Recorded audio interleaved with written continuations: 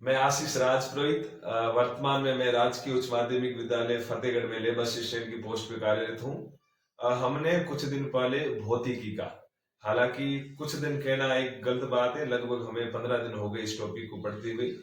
मैंने इस टॉपिक के आपको 9 भाग करवा दिए, आज मैं इसका 10वां भाग करवा रहा हूँ। जो लास्ट 9वां भाग था उसमें हमने अपवर्तन के बारे में कुछ चीजें पढ़ी थी। अपवर्तन के उदाहरण मैंने समझाए थे। अब आप उदाहरण लिखो। मैंने लिखवाए नहीं थे, मैंने आपको सघन माध्यम, विरल माध्यम, वो क्या होता है इनके बारे में बताया। जब प्रकाश की किरण सघन से विरल की ओर आती है या विरल से सघन की ओर आती है तो वो अभिलंब से दूर जाएगी या पास आएगी, इनके बारे में मैंने आपको बताया था। अब आप नीचे लिखो उदाहरण, जस्ट जहां से लाइन पूरी की नीचे लिखो उदाहरण। लिखो, पानी की गिलास में सिक्के का ऊपर उठाई देना।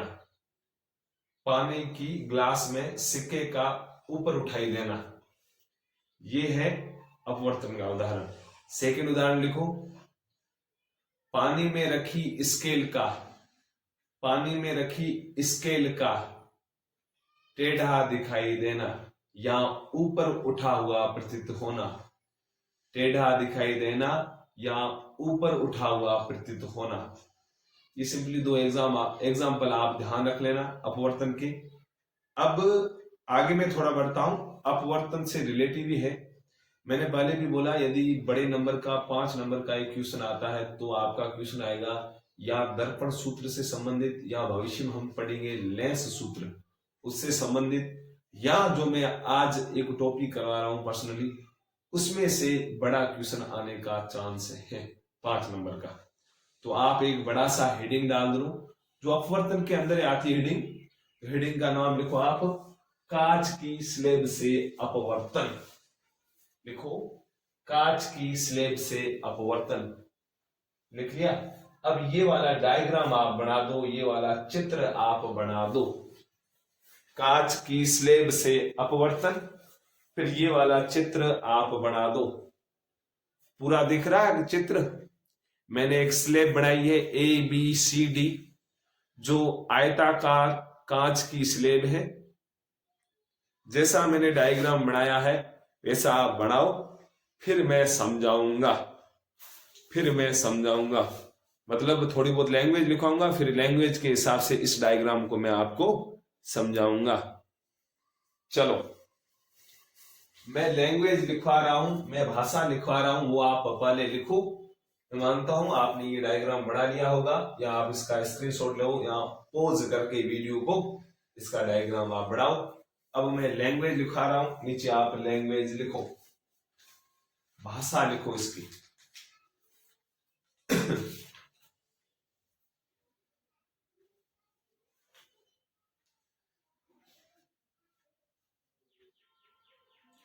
कांच की स्लेब, कांच की स्लेब की सहायता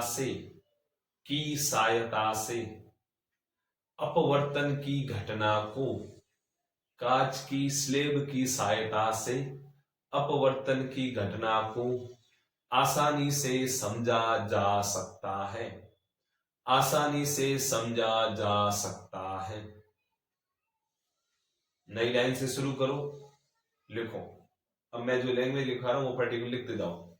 एक कागज पर एक आयताकार, एक कागज पर एक आयताकार कांच का स्लेब रखिए, कांच का स्लेब रखिए, एवं पेंसिल से इसकी रूपरेखा, पेंसिल से इसकी रूपरेखा खींचिए, पेंसिल से इसकी रूपरेखा खींचिए।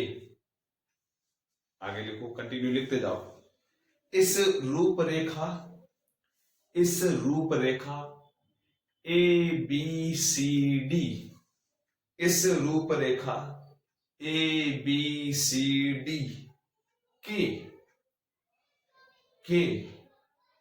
AB पृष्ठ पर किसी बिंदु, AB पृष्ठ पर किसी बिंदु O ओ पर, अभिलंब, अभिलंब, एन डैश, मैं यहां पे लिख रहा हूं अभिलंब, एन डैश, ऐसे लिखो अभिलंब, एन डैश, बनाए, बनाए, एवं एक रेखा, एवं एक रेखा, पी क्यू, पी क्यू, इस तरह बनाए, इस तरह बनाए कि यह रेखा, कि यह रेखा लंब ओ एन से, लंब ओ एन से कोई कोण आई, कोई कोण आई, स्मॉल आई में लिख रहा हूं, देख लो यहां, कोई कोण आई बनाए, बनाए, रेखा पी क्यू पर, रेखा पी क्यू पर दो, दो ओलपिन बनाए, दो ओलपिन लगाए, सॉरी बनाए नहीं लगाए, ओलपिन लगाए। आगे लिखो, अब स्लेब के पृष्ठ, अब स्लेब के पृष्ठ सी डी, अब स्लेब के पृष्ठ सी डी पर इन दो, पर इन दो ओलपिनों के संगत, ओलपिनों के संगत दो ओलपिन आर व एस, दो ओलपिन आर व एस इस तरह लगाए, इस तरह लगाए कि चारों ओलपिन एक सीध में दिखे, कि चारों ओलपिन एक सीध में दिखे। अब स्लेब के, अब स्लेब के एबी पृष्ठ के किसी बिंदु, एबी पृष्ठ के किसी बिंदु, सॉरी एबी पृष्ठ के किसी अन्य बिंदु, एबी पृष्ठ के किसी अन्य बिंदु एफ पर अभिलंब, एफ पर अभिलंब ईएफ रेखा, ईएफ रेखा, अभिलंब में यहां पे लिख रहा हूं ईएफ रेखा, कैपिटल ई फिर एफ, ईएफ रेखा खींचे एवं, खींचे एवं पुनः स्लेब के, पुनः स्लेब के सीडी, पुनः स्लेब के सीडी पृष्ठ की तरफ, सीडी पृष्ठ की तरफ ईएफ के संगत, ईएफ के संगत दो ओलपिन, दो ओलपिन जी व एच, जी व एच लगाए, लगाए, लगाए, फिर आगे लिखो, अब स्लेब को हटा, अब स्लेब को हटा लेवे, अब स्लेब को हटा लेवे। नई लाइन से शुरू करो, नई लाइन से शुरू करो, थोड़ी बहुत थ्योरी लिखते जाओ फिर मैं समझा दूंगा। अब हम रेखा, अब हम रेखा आर एस को मिलाकर, आर एस को मिलाकर पीछे की ओर, पीछे की ओर इतना बढ़ाते हैं, इतना बढ़ाते हैं कि वो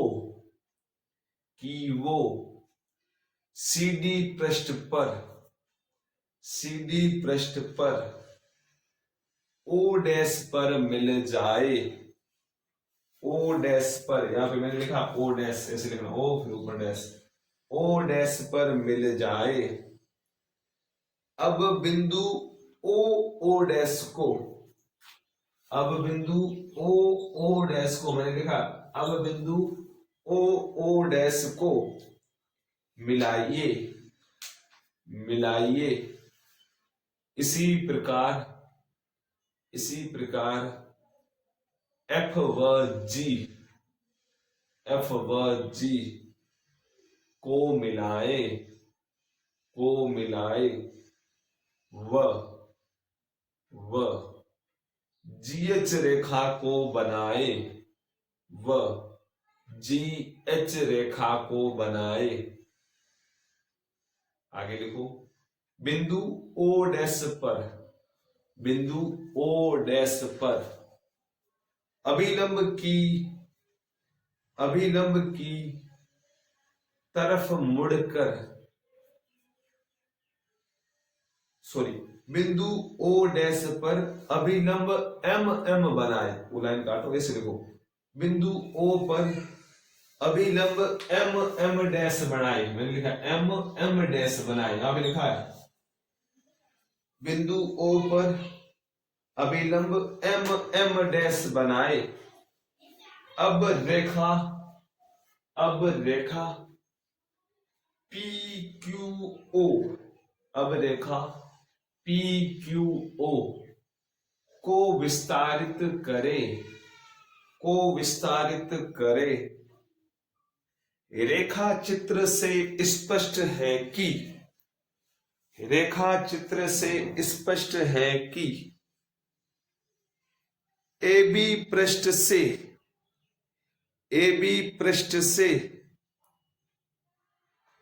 पार होकर रेखा, AB पृष्ठ से पार होकर रेखा PQ अभिलंब की तरफ मुड़कर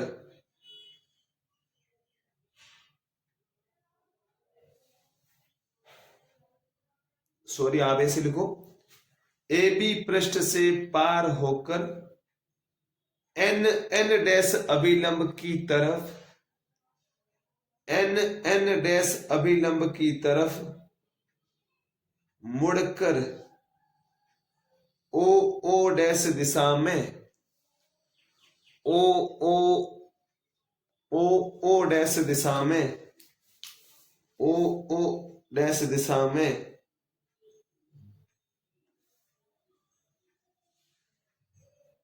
चली जाती हैं। पुनः पृष्ठ CD से पार होने पर, पुनः CD से पार होकर, पुनः CD से पार होकर ओ डैश अभिलंब से आप ऐसे लिखो, CD से पार होकर एम डैश अभिलंब, एम डैश अभिलंब से दूर चली जाती है। आप देखेंगे कि रेखा PQ एवं RS समांतर हैं। इसका अर्थ यह हुआ कि स्लेब के वायु कांच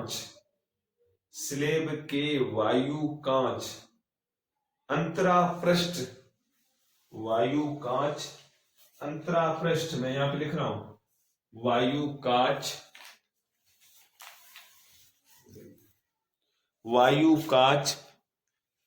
अंतरापृष्ठ AB एवं कांच वायु अंतरापृष्ठ CD से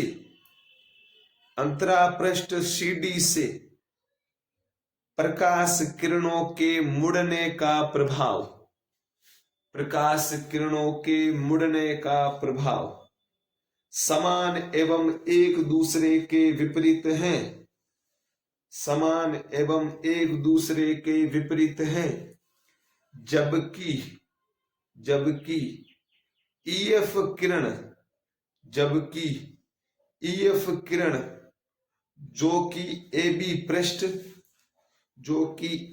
पृष्ठ पर अभिलंबवत आपतित हो रही हैं, वो बिना किसी परिवर्तन के सीधे ही स्लेब से गमन कर जाती है। ये मैंने आपको लैंग्वेज लिखवाई है, इस लैंग्वेज को आप 1 मिनट में पढ़ो।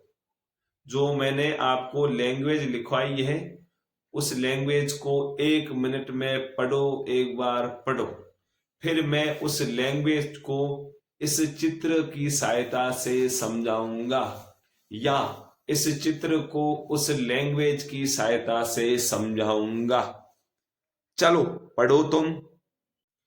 चलो आपने लिख लिया होगा, मैं अब समझा रहा हूं। चलो बोर्ड के ऊपर आओ।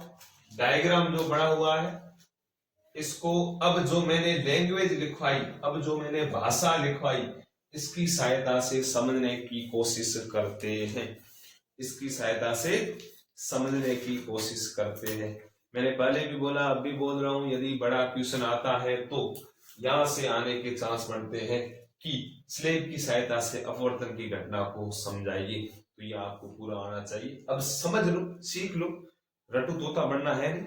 इस लैंग्वेज को यदि आप इसके बिहार पे समझ जाओगे फिर कुछ प्रॉब्लम रहेगी नहीं। चलो शुरू करें।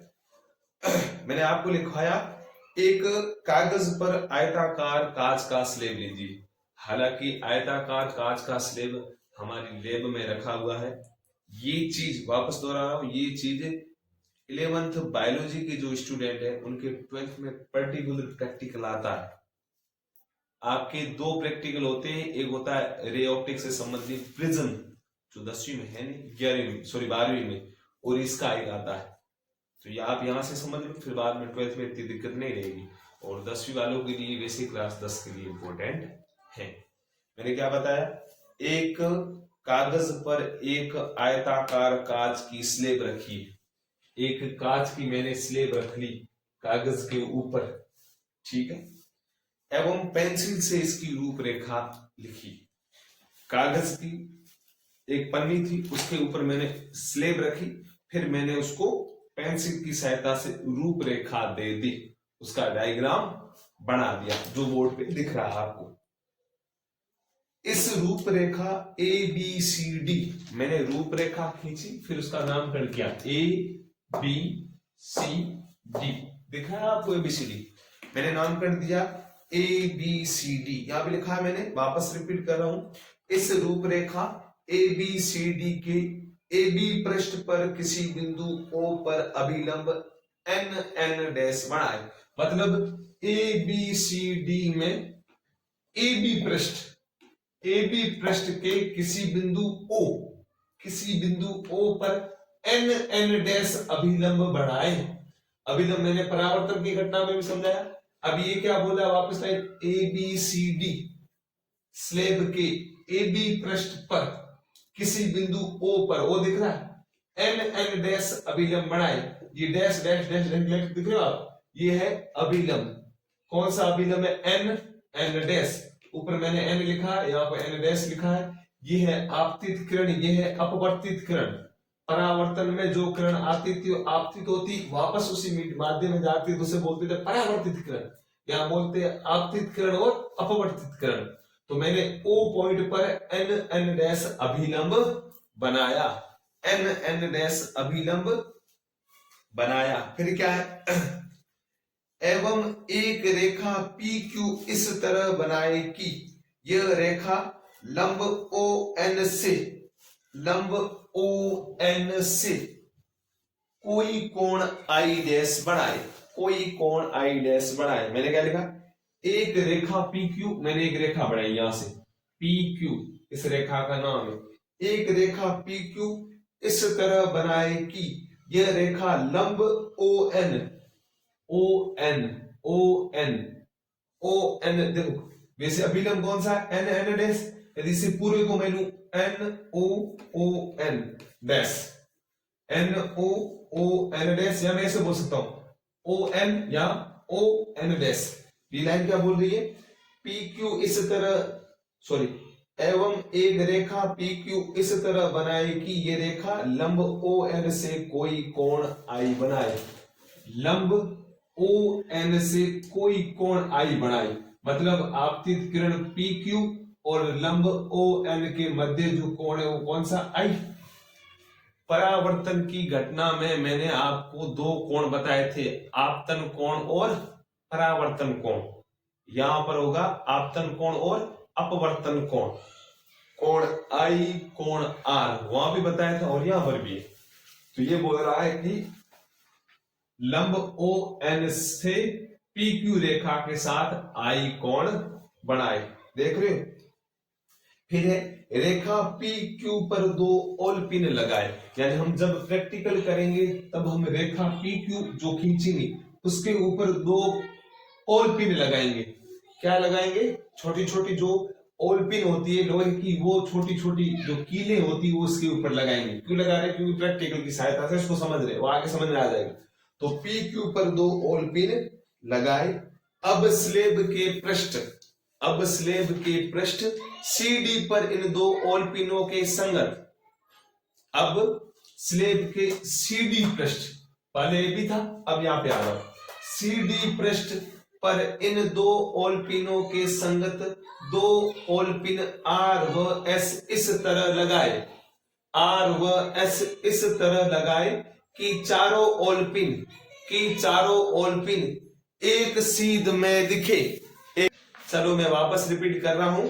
अब स्लेब के पृष्ठ, अब स्लेब के पृष्ठ सीडी, अब स्लेब के पृष्ठ सीडी पर दो ओल पिनों के संगत, सीडी पर इन दो ओल पिनों, सीडी पर इन दो ओल पिनों, यानी पी क्यू पर जो हमने ओल पिन लगाई थी, सीडी पर इन दो ओल पिनों के संगत दो ओल पिन आर व एस इस तरह लगाए कि चारों ओल पिन एक सीध में दिखे।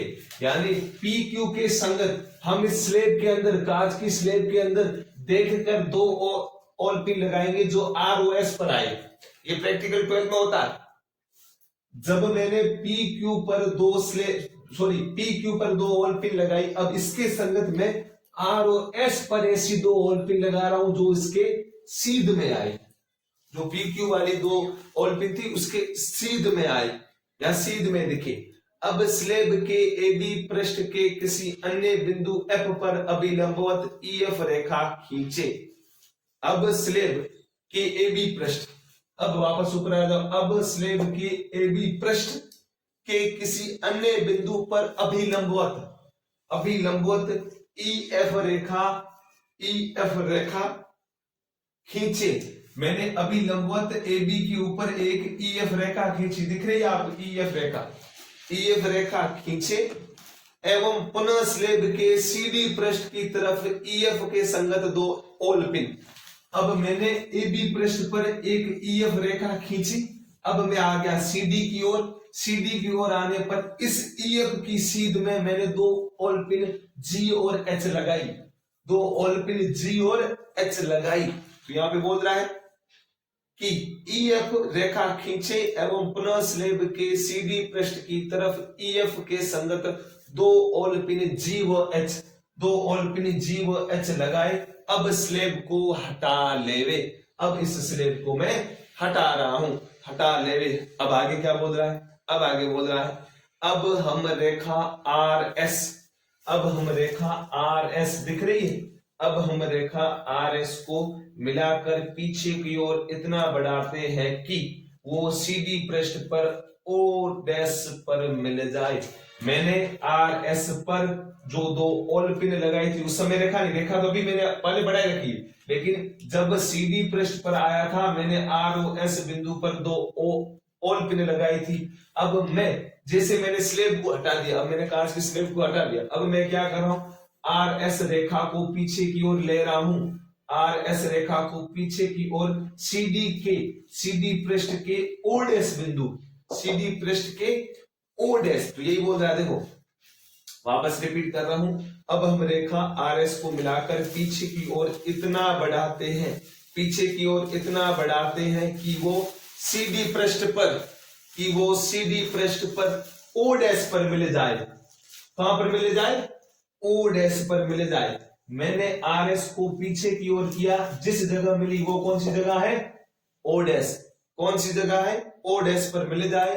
अब बिंदु ओ डैश को मिलाइए। अब मैंने क्या किया, पहले यहां तक लाया, फिर जो ओ वाला बिंदु था, कौन सा बिंदु, ओ वाला जो बिंदु था, ओ वाला जो बिंदु था, इस ओ डैश और ओ को मैंने मिलाया, इस ओ डैश और ओ को मैंने मिलाया।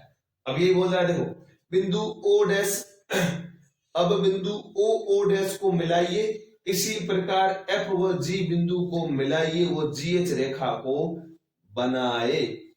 अब मैंने वापस यहां आया, यहां आने के बाद जीएच जगह पर जो दो ओल पिन लिखी थी, रखी थी, उस बिंदु को मैंने, उस पॉइंट को मिलाया, जीएच रेखा को बनाई, मैंने जीएच रेखा बना दी।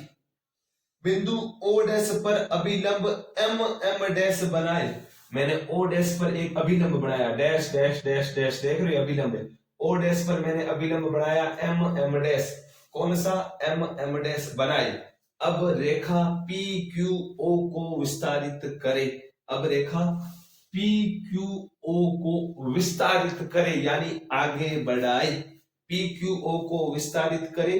रेखा चित्र से स्पष्ट है कि ए बी पृष्ठ से पार होकर रेखा एन एन डैश अभिलंब की तरफ मुड़कर, रेखा चित्र से स्पष्ट है कि पी क्यू, सॉरी हाँ, रेखा चित्र से स्पष्ट है कि ए बी पृष्ठ से, ए बी पृष्ठ से पार होकर रेखा एन एन डैश अभिलंब की तरफ मुड़कर, ये रेखा जब ए बी पृष्ठ पर टकराती है तब ये अभिलंब की ओर झुक रही है, हाँ या ना, आना तो ऐसे चाहिए, लेकिन यहां पर टकराने के बाद अभिलंब की ओर जा रही है।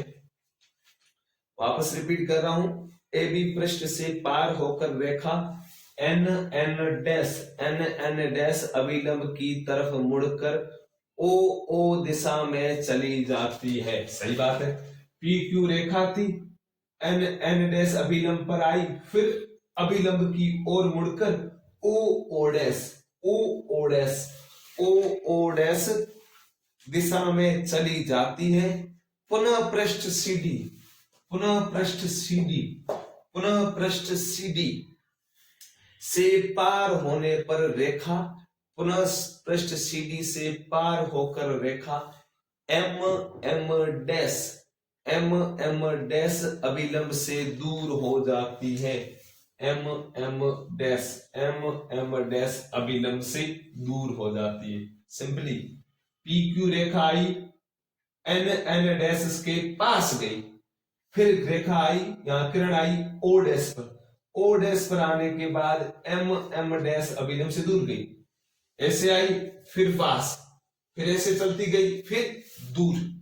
देख रहे हो दो स्थिति बन रही, पहली स्थिति में पास आ रही, दूसरी स्थिति में बाहर निकल कर दूर जा रही है, तो एम डैश अभिलंब से दूर हो जाती है।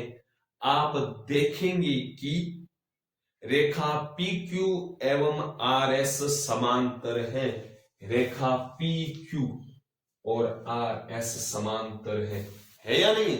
समानांतर का मतलब ऐसे चलना, सॉरी समानांतर का मतलब किरणों का ऐसे चलना, यही तो होता है।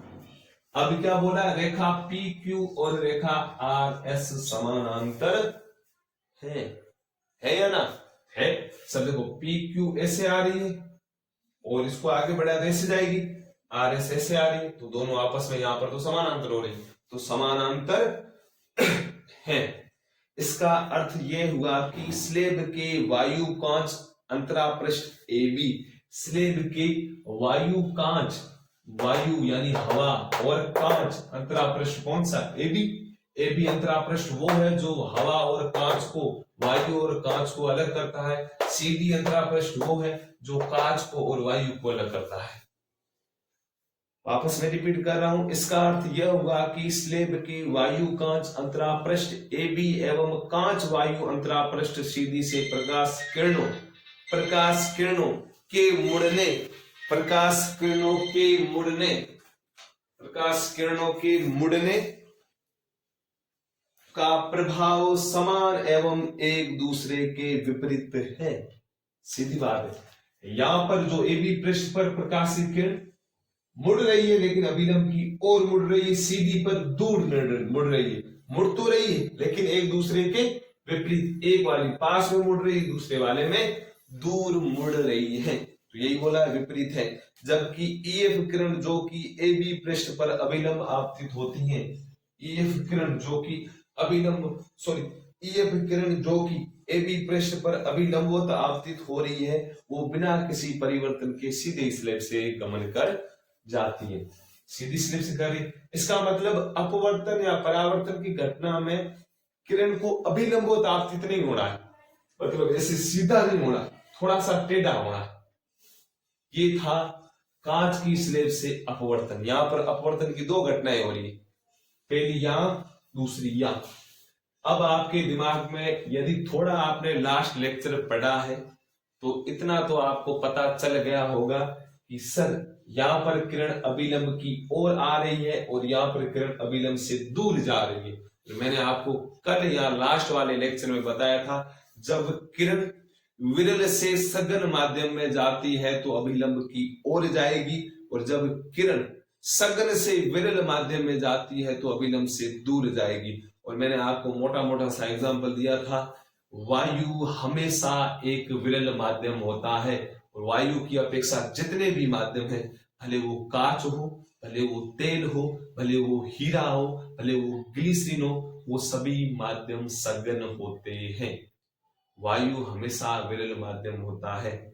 मैंने आपको 2 पॉइंट कल समझाए थे, यदि किरण विरल से सघन की ओर जाएगी तो अभिलंब की ओर जाएगी, और पहली कंडीशन में किरण विरल से सघन की ओर जा रही है, पहला माध्यम हवा है, दूसरा कांच है, हवा कांच की तुलना में विरल है, तो किरण विरल से सघन की ओर जा रही है तो अभिलंब की ओर जा रही है, और दूसरा माध्यम कांच से हवा यानी सघन से विरल की ओर जा रही है तो अभिलंब से दूर जा रही है। मैं आशा कर रहा हूं ये चीज आपको समझ में आ गई होगी। 1-2 बार देखना आ जाएगी, चांस बढ़ता है कि बड़ा क्वेश्चन आने का, खास करके जो 11th वाले बच्चे वो भी इस चीज को दिमाग में ठूस लें। अब हम थोड़ा सा आगे बढ़ रहे हैं। अब मैं आपको परावर्तन के जो मैंने नियम लिखवाए थे उसी की भांति मैं आपको अपवर्तन के नियम भी लिखवाऊंगा।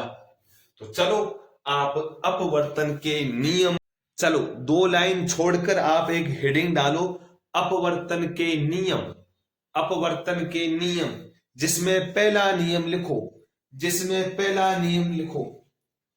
पहला नियम लिखो, अपवर्तन के दौरान आपतित किरण कोमा अपवर्तित किरण एवं अभिलंब तीनों एक ही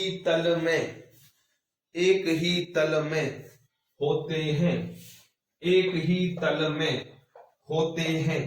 यह अपवर्तन का पहला नियम है। पहला नियम क्या था? अपवर्तन के दौरान आपतित किरण अपवर्तित किरण एवं अभिलंब तीनों एक ही तल में होते हैं। यह अपवर्तन का पहला नियम है। चलो लिख लिया। अब दूसरा नियम लिखो। दूसरा नियम, अपवर्तन में आपतन कोण की ज्या ज्या लिखना आता, मैं लिख रहा हूं यार, आपतन कोण की ज्या, ज्या यानी थीटा या कोण, ज्या आपतन मैंने लिख लिया बोर्ड के ऊपर, आपतन कोण की ज्या एवं अपवर्तन कोण की ज्या। आपतन कोण की ज्या के पीछे कोष्टक में आई लिखना है, एवं अपवर्तन कोण की ज्या उसके कोष्टक में आर लिखना है। एवं अपवर्तन कोण की ज्या, अपवर्तन कोण की ज्या कोष्टक में आर लिखना है। का अनुपात स्थिर रहता है, का अनुपात स्थिर रहता है।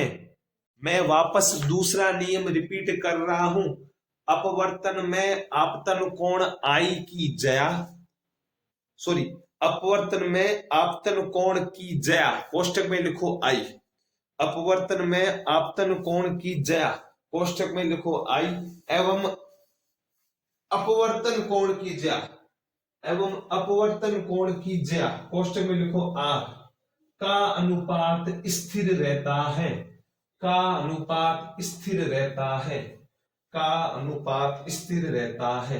यानी ये नियम बोल रहा है, ये नियम बोल रहा है, इसके नीचे लिखो कि साइन आई आपतन कोण की ज्या बटा साइन आर यानी अपवर्तन कोण की ज्या का अनुपात स्थिर रहता है, यानी नियतांक या कांस्टेंट रहता है, स्थिर रहता है या कांस्टेंट रहता है। ये आप लिख लो इस नियम के नीचे, लिखाइए लिखाइए।